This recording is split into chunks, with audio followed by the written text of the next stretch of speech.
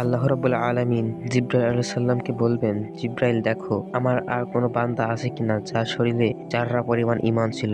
তখন জিবরাইল আলাইহিস সালাম খুঁজতে খুঁজতে কাউকে খুঁজে পাবেন না এবং মহান রাব্বুল আলামিনের কাছে ফিরে আসবেন। তখন মহান রাব্বুল আলামিন তাকে আবার বলবেন, যাও আবার খুঁজতে থাকো, কাউকে পাও কিনা। তখন জিবরাইল আলাইহিস সালাম খুঁজতে খুঁজতে একজন ব্যক্তিকে পাবেন যার শরীরে যাররা পরিমাণ ঈমান ছিল। তখন মহান আল্লাহ রাব্বুল আলামিন জিবরাইল আলাইহিস সালামকে বলবেন, জিবরাইল যাও একে এমন একটি নির্দিষ্ট স্থানে রেখে আসো যেখানে জাহান্নামের আগুন তাকে ছুঁতে পারবে না। তখন জিবরাইল আলাইহিস সালাম তাকে নিয়ে একটি গাছের ছায়া রেখে আসবেন যেখানে জাহান্নামের আগুন তাকে ছুঁতে পারবে না। তখন জাহান্নাম থেকে মুক্তি পাওয়া ব্যক্তিটি ভাবতে লাগলো সে হয়তো বেঁচে গিয়েছে। সে ভাবতে লাগলো আমি জাহান্নামের আগুন থেকে বেঁচে গিয়েছি, কিন্তু জাহান্নামের আগুনের প্রচন্ড উত্তাপ তাকে ঝলসে দিবে।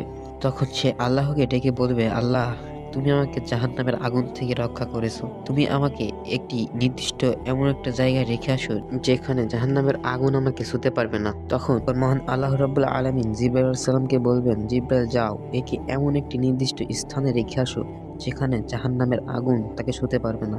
জাহান্নাম থেকে মুক্তি পাওয়া সেই ব্যক্তিটি সেখানে আনন্দ উল্লাস করতে থাকবে এবং আল্লাহর কাছে বলবে, আল্লাহ আমি তোমার কাছে জান্নাত চাই না, তবে আমার একটা ফরিয়াদ আছে। তখন মহান আল্লাহ রাব্বুল আলামিন বলবে, কি সেই ফরিয়াদ? তখন জাহান্নাম থেকে মুক্তি পাওয়া সেই ব্যক্তিটি বলবে, আল্লাহ আমি তোমাকে আগেই বলেছি আমি তোমার কাছে জান্নাত চাই না, কিন্তু জান্নাতের সৌন্দর্যটা আমি একটু উপভোগ করতে চাই।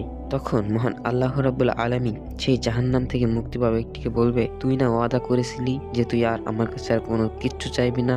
তখন মহান আল্লাহ রাব্বুল আলামিন তাকে বলবেন, ঠিক আছে, তবে তোকে আবার আমার কাছে ওয়াদা দিতে হবে যে তুই এরপরে আর কিচ্ছু চাইবি না।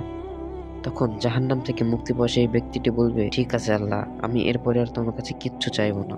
তখন সেই ব্যক্তিকে জান্নাতের দরজার সামনে দাঁড় করিয়ে দেওয়া হবে। তখন সেই ব্যক্তিটি জান্নাতের সকল নাজ নিয়ামত দেখতে পাবে কিন্তু উপভোগ করতে পারবে না। তখন সেই ব্যক্তিটি মহান আল্লাহ রাব্বুল আলামিনকে পুনরায় একই কথা বলবেন, আল্লাহ তুমি আমাকে মাফ করে দিয়ে এই জান্নাতের বাগিচায় একটা জায়গা করে দাও। তখন মহান আল্লাহ রাব্বুল আলামিন তাকে পৃথিবীর 10 গুণের সমান একটি জান্নাত দিবেন যেখানে সে আনন্দের সাথে বসবাস করতে শুরু করবে।